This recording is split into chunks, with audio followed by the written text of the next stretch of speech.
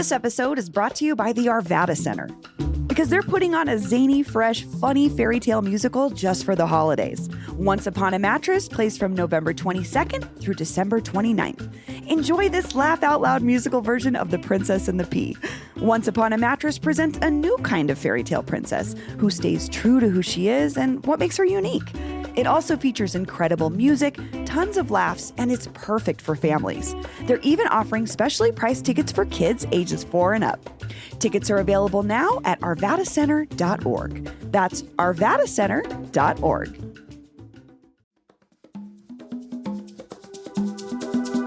Today on CityCast Denver. Kamala Harris won big in Denver and Colorado, but election night belonged to Trump. As the Mile High City waits for a certifiable outcome in the presidential race, producer Paul Karolyi and I are breaking down all the local and state election results you need to know. Today is Wednesday, November 6th. I'm Bree Davies, and here's what Denver's talking about.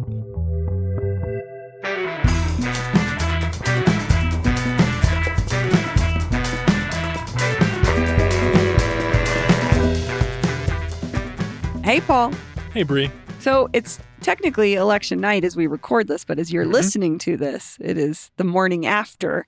So I guess that's our first heads up is these are the results we're speaking about right now were as of the evening before November 5th around, what did we, 10:30? 11:42 p.m. 11:42. What is time? So just take that as you will. We don't know a lot, as you all know. Right. I mean, because you're aware of what's happening in the world. This is an election that might be contested. There might be some recounts. Some of these votes might take a while. We don't have final certifiable results tonight, but we do have a lot of votes. Yeah. A lot of surprises, a lot of interesting things. We learned a lot about Denver, I think. Well, let's start just at the top really quick. So Trump is winning at this moment, but what did that look like in Denver, Paul? Yeah, it's definitely looking like a Trumpy night nationally. I mean, we heard a lot about Pennsylvania, Wisconsin, Michigan on the TV. But here in Denver, I mean, it's kind of the same story it's been the last two presidential elections. Harris, 80-20 is the margin. That's the vote count here as of 11:43 p.m. now. And that's exactly the same margin that it was for Clinton and then for Biden in 2016 and 2020 when they ran against Trump. So honestly, no surprises when it comes to the top of the ticket. It's been called for Harris in Colorado. But I think what that means is there's probably a lot of Denverites out there that are feeling disappointed. Yeah, absolutely. I mean, we've been checking in with some folks across the city at different parties and just looking at the coverage for sure. Yeah. But we've got a lot to talk about here in Denver specifically. Let's get to the Denver ballot. Let's look at the sales taxes 2Q and 2R. So one of these was for a tax hike to fund Denver Health, and the other was a tax hike to fund an affordable housing plan put forth by the mayor. How did we do on those, Paul? This is super interesting results, I think. I mean, we thought these ones were going to be close. At least the mayor's affordable housing tax proposal was going to be close, and it certainly was close. Yeah. I don't know if we can call this race tonight. I mean, we'll see how the votes come in and over the next few days, but it's looking like it's leaning against. Seems like Denverites did not have an appetite for the bigger sales tax hike that was on their ballots. It's about 52 to 48, I would say, ish right now in that vote count. For Denver Health, it was a wider margin, more popular, definitely more popular. Maybe that's because it was just a smaller tax hike. Maybe it's because Denver Health is more popular than whatever the mayor exactly was proposing to do with all the money for affordable housing. I think that a lot of people had questions. We certainly heard about a lot of people with questions. I think that's my takeaway from this is the Denver Health tax was to fund Denver Health, to keep it operational. We know what it is. It's a hospital. It serves all people. The housing affordability tax, a little bit vague. Like you said, a lot of even our listeners were like, I'm not sure how to vote on this because I don't know what's going to happen with it. So that was an interesting, I don't know. That to me was the most interesting thing to come out of the Denver ballot. I think also you could say that this is maybe the first big setback for Mayor Mike Johnston. He has been very popular in the polls. A lot of his programs, a lot of his work on homelessness has been very popular. This was his big idea this year. He campaigned on this 2R, this sales tax hike for affordable housing, and Denver voters said, no, thank you. This is interesting. I'm glad you brought that up, like things he campaigned on, because in his campaign for mayor, this was his cornerstone, was dealing with the homelessness and housing issue. And Denverites have made it clear that this is a priority for us. But are voting on a tax for it says otherwise. At least a sales tax. Maybe he'll come back next year with a property tax. We talked about different kinds of taxes a lot. We'll definitely be talking more about that. Yeah. So let's move down the ballot. We'll move through a couple pretty quickly here. We've got some stuff with firefighters, unions, and other miscellaneous things. Paul, do you want to just... Sure. Well, I'll do quick hits here. So elevate to the cabinet level the Agency of Human Rights and Community Partnerships. This is looking like a big yes, 64-36 in favor. 2S. As of now, that's 2S on 2T, which is eliminating the citizenship requirement for first responders. This one is probably still too close, which I think is so interesting. I mean, I heard good arguments on both sides of this. I think this was one of those where the closer you got to election day, the more people were saying, what actually exactly does that am I mean? Voting on? Mm-hmm. What is that going to mean if we eliminate citizenship requirements? So that one's, 51-49 right now. We'll see in the next few days. 2U, collective bargaining for city employees, huge yes. I mean, we talked about this one as a referendum on unionizing and the labor movement in Denver right now. Denver's about it. Looks popular. I mean, we voted on it here. For city employees. Yeah, absolutely. Very interesting. Huge margin. 2V, give arbitration rights to firefighters. That's another big pass, 66-34. 2W is allowing elected officials the salary changes, changing how we, give our city council and mayor raises, if we do give them raises. Well, and this was just interesting because it was put forth by a city council member that they didn't want to be voting on their own salaries anymore. Right. Okay, let's move on to some topics that we know. I don't know. They're things we talk about all the time on the show. We're looking at DPS, some downtown stuff, and as well as transit. So let's start with ballot issue 4A, the Denver Public Schools bond. What happened here? Big pass, humongous pass. As our friend Deep Singh Badesha, who was tweeting up a storm all day today, providing great analysis, he'll be back on the show soon. As he said, this for DPS, where he works, he appears on our show in his personal capacity. He said that their whole strategy was no new taxes. They got this bond totaled under the line where they could say no new taxes. And it looks like that strategy paid off. That's what I'm seeing here. It's a $975 million bond, and it's a big pass, 74-26. Well, and I think this was interesting, too, because we're looking at the juxtaposition of voters looking at funding DPS to make changes to schools. Mm-hmm. In a couple of days, we're going to know if some of these schools are going to close or not. The fact that this is happening just a day before DPS... Yeah. I mean, y'all are hearing this a day before. We're talking this week. It's happening. It's happening this week that we're going to find out what potential school closures are going to happen. And I think that was kind of the question with this was, do people trust DPS enough to fund it? And I think people said, regardless of what happens with the outcome of these school closures, our kids still need air conditioning. I wonder how this vote total is going to affect the way the DPS administration approaches the rollout of the news and how aggressive they're going to be with the board. Because remember 2 years ago when they put out a list for school closures, they put out a list of 10 schools and then they slowly walked it back to 3 after pushback from the community. Here, we don't know how many they're gonna say we want to close.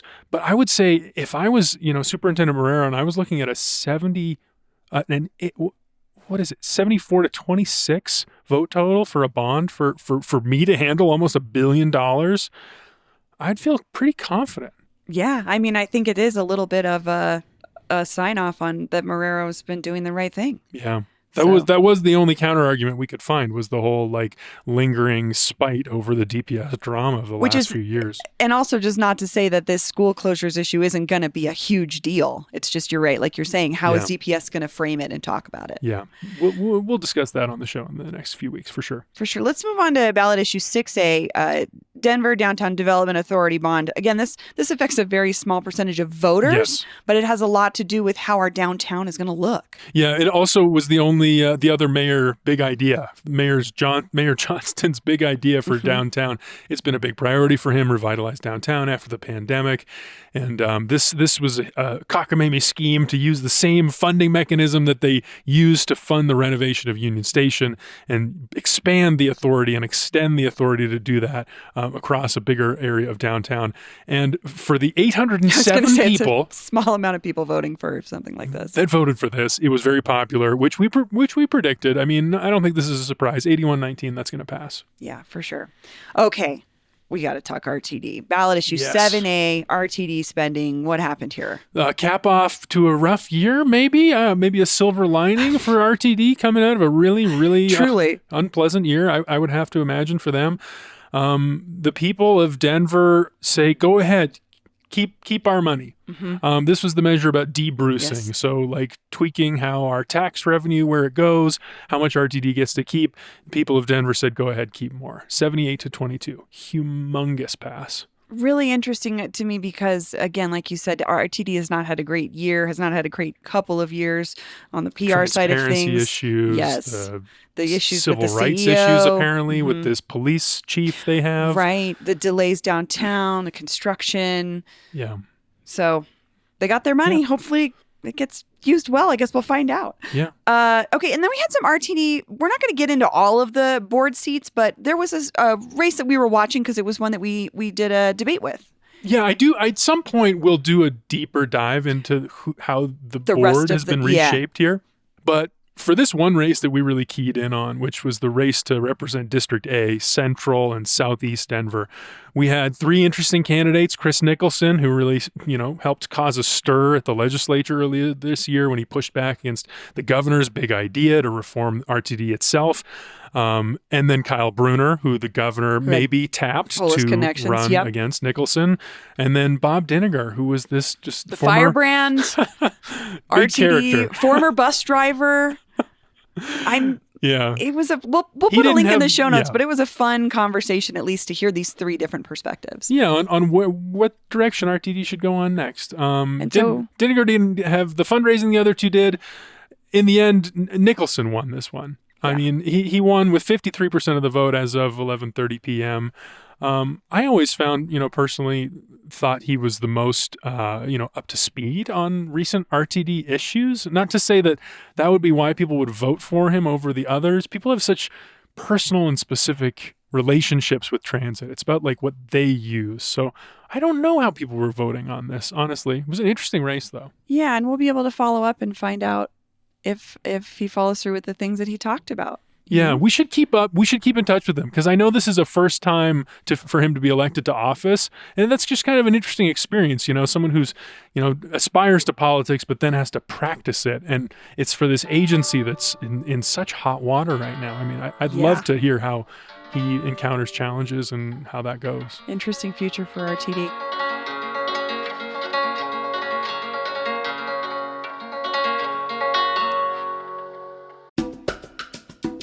This episode is brought to you by the Denver Botanic Gardens.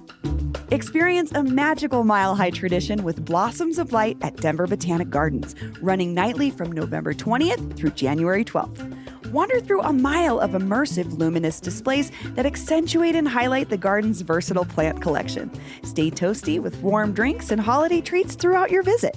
Looking for somewhere to take that someone special or the perfect spot to gather with old friends? Blossoms of Light at the Denver Botanic Gardens is the perfect atmosphere for enjoying this festive holiday season. Also, for the holiday season being so frantic, this is like a very calm, chill place to enjoy a beautiful winter night, especially after it snows. It's the only time I really like to be outside in the snow. Blossoms of Light. Tickets must be purchased online in advance. None will be available at the door. Member ticket sales start November 6th, and public ticket sales start on November 11th at botanicgardens.org. That's botanicgardens.org, or see our show notes for more information.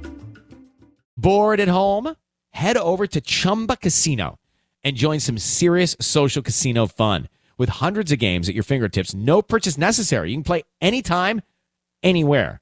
There's a special welcome bonus waiting for you when you sign up. Play for fun, play for free, and you could even redeem some great prizes. Visit ChumbaCasino.com and get ready to reel in the fun. Sponsored by Chumba Casino. No purchase necessary. VGW Group. Void where prohibited by law. 18 plus terms and conditions apply. Okay, let's talk about these two measures that were really right together, 308 and 309. These were the fur ban and the slaughterhouse ban. Paul, do you want to talk more about these? Yeah, I mean, this was an initiative from some animal welfare activists, aka vegans, who had this new idea of saying, this whole trying to convince people to stop eating meat by just, badgering them and saying, hey, don't order steak off the menu. That wasn't working. So instead of making people make the choice about how they feel about meat on the menu, they're saying, make that choice on your ballot and putting people in that citizen mindset. And I thought this was just the most interesting new thing in animal welfare that I'd heard in a long time. Unfortunately, Denverites were not in the mood. No, Denverites were not. No, clearly not. The slaughterhouse ban went down even bigger than we thought it would. I think I predicted 60-40 against, and it's 65-35 against. Yeah. I mean, there was some big money on that side, though, I have to say, like, and some bigger voices from the stock show and folks like that. But it was a really interesting, I agree with you. I don't know if I would have seen that coming. Yeah. And then it was a little bit tighter for the fur ban. This was 308. It went down 58-42, but it definitely still went down. And I think we were talking about this as like a temperature taker for how Denver would be when it comes to the animal welfare space. And right. I think this was a big message. Yeah. I mean, we have this libertarian streak in Colorado. You know, you kept hearing this from voters. Why shut down a business? You know, these are jobs. This is someone's job that they're doing. And I feel like that was a little bit more persuasive than the animal welfare, animal rights side of things for a lot of Denverites. Yeah. Well, let's move on to the state stuff. Are you sure you don't? I want to hear what you think about the Western aspect, because we haven't really talked about that. Yeah, I mean, I honestly didn't know how this was going to go, because within my own bubble here in Denver, I have a lot of friends that are vegan who have been vegan for decades. You know what I mean? And so this was an interesting thing to see come to the ballot and see people that maybe have never had this conversation before about meat eating start having this conversation. And I don't remember if we talked about it on the show, but I told you there was that truck outside of my mom's condo in Wash Park that had the video screens that were playing the slaughterhouse internal videos. It was really intense. It was when you told me about that, I mean, I'd seen these videos. They were texting me some of these videos that they took. They snuck some cameras into the slaughterhouse. It's a pretty common technique for vegan activists for a long time, is to like get access or like sneak into these places and like try to scandalize people. I just don't think that it was I've never found it to be effective. Couldn't personally, and watching other people react to it. It's not the way that most of my friends that are vegan have approached these things either. Yeah, I was talking to someone who's working on the No campaign, and he was like, "Yeah, as soon as they started doing that, I just knew, like, I think we got this." Yeah, because he explained to me, he's a person who's worked in politics for a long time. He explained to me, when you put some really unpleasant imagery in front of people and you're trying to get them to think, oh, your opponents are responsible for this, no one thinks that. No, they just think, I don't want to see it. You're the one that put this in my face. Yeah. And they blame you. It's not worked, and I was not surprised that it didn't work. I just was surprised by the percentage of folks in Denver who said, no, thank you. Yeah. So, well, we know these animal welfare activists will be back. We know a lot of them are from out of town, but there's a lot of locals too, and they had big plans. How this will shape their future plans, we'll see. Let's move on to the state stuff. So some big ones that were, I don't want to say not big in what you were voting on, but it was more like confirming how we feel as Coloradans. Yeah. Right? We're talking gay marriage with Amendment J and abortion with Amendment 79. So it looks like gay marriage is going to pass. Both of these are going to pass pretty handily. Yes. 64-36 for gay marriage. That's to codify it in the state constitution. To remove this thing that we had put into it. Was it 2006? 2006. Colorado voters passed Amendment 43, adding a provision to the Constitution that recognized only marriages between one man and one woman. So we're undoing some of that stuff that happened less than 20 years ago. Yeah. And I have to say, this particular vote it just takes me back to the national conversation, the need for this kind of vote. All the people that voted yes to do this, they did it because they were afraid that at the national level, Republicans might take over. And it looks like we're seeing exactly that happen. It does feel like Colorado's stealing ourselves a little bit for the future. Same thing with Amendment 79. Yeah, so this was enshrining abortion access in the state constitution, and it's going to pass 61-38. I just think a lot about our regular contributor, Justine Sandoval, who's worked on reproductive justice for a long time, who's made me realize this is a rural-urban issue in very similar ways. You would be surprised by how many rural Coloradans support abortion, and I think we saw that here with the state vote. Yeah. Okay, let's talk about the big cats. The big cats was kind of an interesting We talked one. with Elliot Winslow last week about this. Proposition 127, what happened? Well, I ran out of time to feel like I made an informed decision as a voter. I'll tell you that. Really? Yeah, I feel like I could have been reading about this for years. As soon as I started doing research, I was like, I want to get a doctorate in wildlife ecology and understand. You hear about how the cats are hunted, the GPS tagging, like the effect on all kinds of things, just a million different implications. So it looks like this one is it's leaning fail. It looks like it's going to go down. This proposal to ban big cat hunting, aka trophy hunting, 55-45.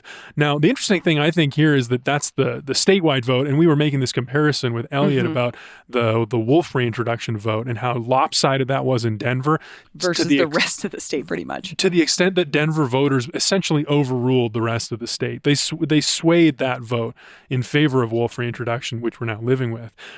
Here, it seems like Denver voters, they definitely did feel opposite to the state at large, but not to the extent that they did with wolf reintroduction. Couldn't sway the state vote on this one. Yeah, it reminds me of the libertarian conversation you were saying earlier, is that don't tell us what to do kind of attitude. And I heard some interesting things on both sides of it. It definitely was something that I didn't think I was going to think that deeply about, but then when it came to my ballot, I really did a lot more reading. Yeah. Interesting. It's like, wait a second, I do care about these 500 big cats that are hunted every year. Totally.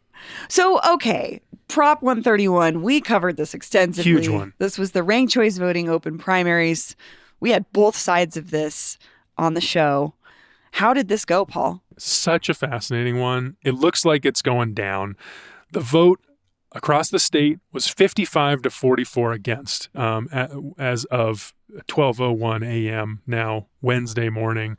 Kent Thiry, who bankrolled a lot of this campaign, worked with the National Federation. They're pushing this reform all over the country. That's something I want to look into in the next few days. But Kent Thiry says, reforms of this magnitude take time and effort. Campaigns that have been on the right side of history, from women's suffrage to civil rights to marriage equality, were all journeys that experienced defeat before finding overwhelming victories. This is just one step on our journey for open primaries and ranked voting. That's his comment. Open primaries, women's suffrage. Yeah. I don't know if I would put those together. Yeah, I don't know either. I thought that was an interesting comparison, though. But, last week we talked about how the opposition to ranked choice voting really started heating up in the last couple weeks. It wasn't really that prominent of a voice until more at the end, because we were seeing politicians coming out on both sides of support of this or against it. Mm-hmm. Yeah, so. I mean, Polis and Johnston both were for it. Maybe this is another mark against Mayor Johnston here in this election. I just am realizing that now. But yeah, I think it was Michael Bennett. He came out probably a few weeks ago as a big opponent of this, and he made this argument about dark money. He said that this reform would make it easier for millionaires and billionaires to control our elections. And I think when people could see that, and then also see this mega millionaire Kent Thiry openly funding this reform, I mean, I think being really the face of it, speaking about it, it was really, interesting stuff.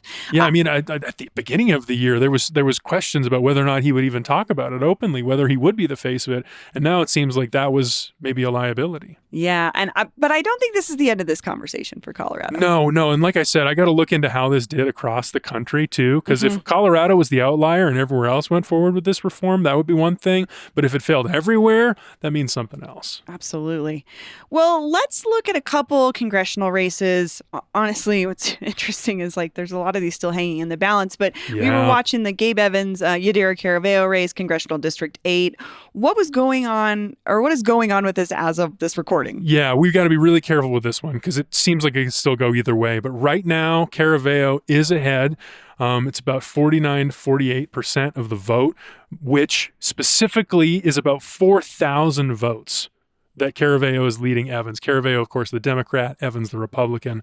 But that's interesting because in 2022, when this is a brand new district and Caraveo beat Barb Kirkmeyer, that's right, she did so by about 1,600 votes.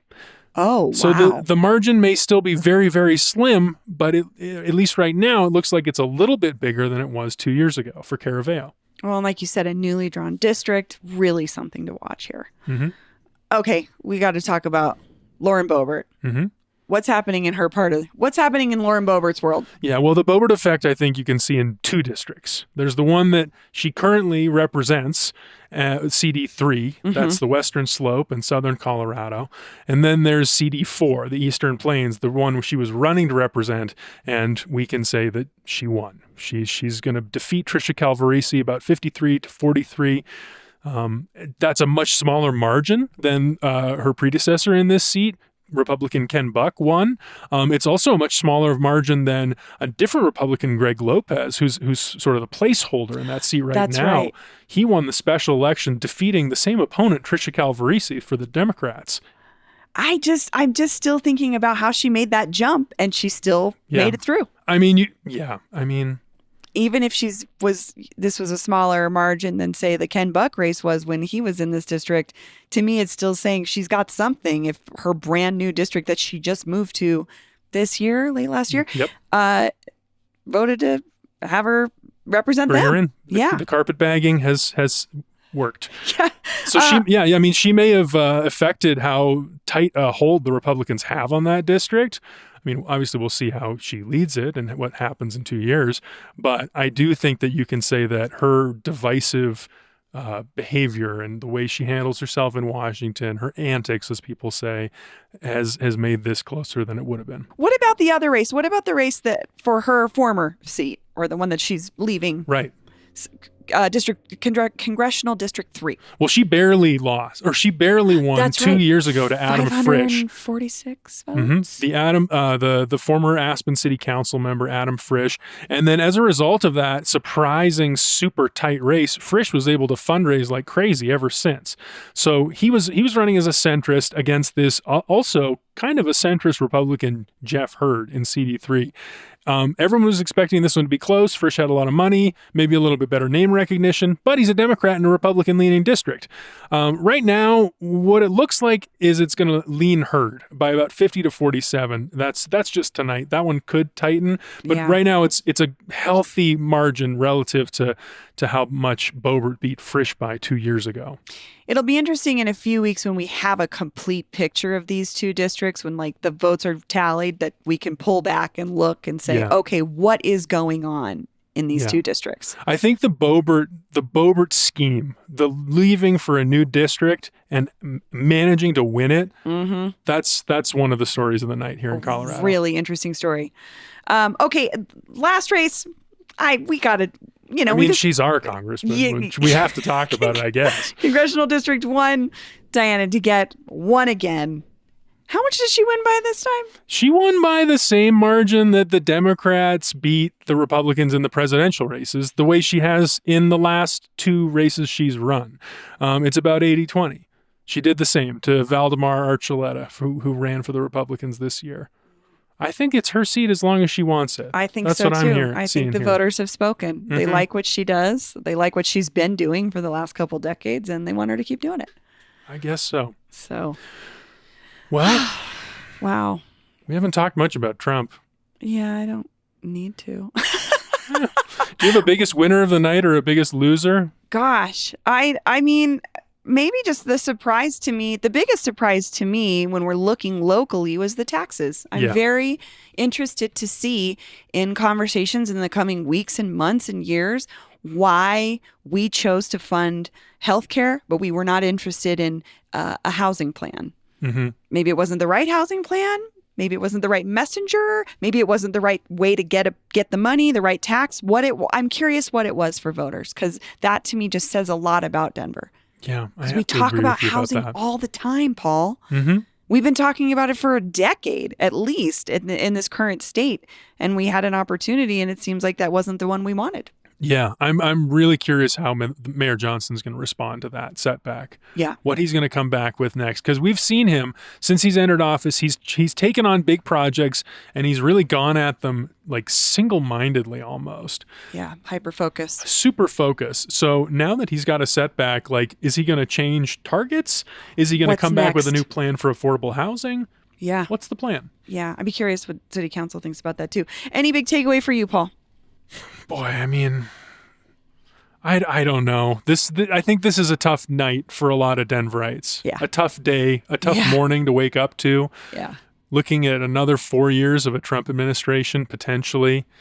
Again, very interesting to me that that's happening nationally. We're over here codifying abortion and enshrining it in our Constitution and reaffirming gay marriage.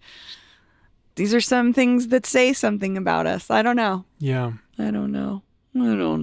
Well, we got a lot of time to think about it, and we're going to be talking about it again later this week. We will. I guess I just want to say, I think no matter how you feel about this election, it's not the end of something.